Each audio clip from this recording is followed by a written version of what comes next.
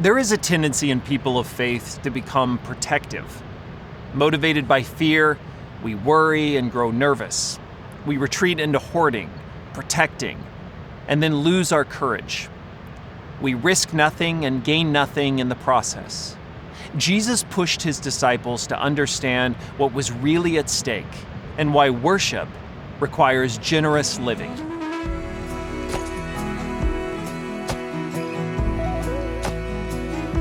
Most people think of worship as just songs and music. We think worship is something we do in a church service on Sunday mornings. But the Bible calls us to a life of worship. We honor God with our songs and praise, but all of life is an opportunity to show God honor. We worship best when we make it a lifestyle, expressing our gratitude, prioritizing our time with Him, purifying our heart and actions, and generously offering our life as a sacrifice to others. We worship as we honor God with our whole life, for that is ultimately the whole purpose of our creation and our greatest joy, glorifying and honoring God.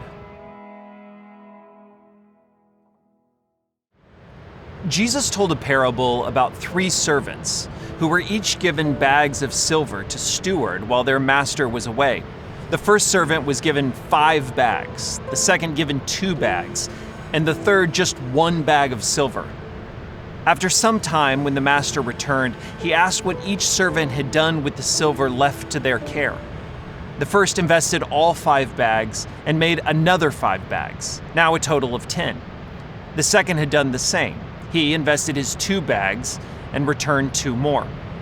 The master commended them, these 2 men, for their faithfulness. The third servant admitted he was afraid of the master. He didn't invest his silver, but buried it in the ground and now returned the same single bag to the master. The master was furious, calling this third servant wicked and lazy. The master explained, "To those who use well what they are given, even more will be given, and they will have an abundance. But from those who do nothing, even what little they have will be taken away." It is one of Jesus' most serious parables. Read it for yourself and you'll see. What had this third servant gotten so wrong? I think he fundamentally misjudged the master. The servant was motivated by fear of his master, fear of failing, fear of not doing the right thing. Because of that fear, he hoarded what he had been given and risked nothing. He had done nothing to honor his master and returned only what he had been given. He had failed the entire assignment because he misjudged the master. Probably like you, no one has recently handed me a bag of silver, which I buried in the ground. But I know what Jesus was talking about. I've seen it in myself, as you probably have yourself as well. I've avoided risking things in my life. I've settled for protecting what I have. I've feared getting things wrong and then done nothing as a result. I've misjudged the master as well. We all have. When we see God's grace as something to be afraid of, when we imagine Him as an unjust and unkind master, we get so much wrong. God doesn't give us His grace to test us. He gives us His grace to free us. He calls us by what He has freely given us to risk things, to give things away, to live by faith. We honor Him by living boldly in this world, falling back on His mercy and goodness, hoarding nothing to protect ourselves. God's people should not live in fear. They don't live small, terrified, protected lives. That's no worship at all. That's no honor to the God who has already given us all things.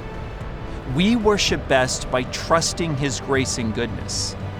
We give away what we have, share what He has blessed us with, risk everything on His grace, and receive in return more than we could have ever protected for ourselves. That is the remarkable promise of this passage. Worship and live by giving away, and you will have more. Risk nothing and live safe, and you'll lose the very things you imagined you were protecting.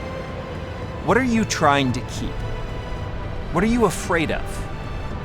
What do you fear God will not give you? What is it costing you?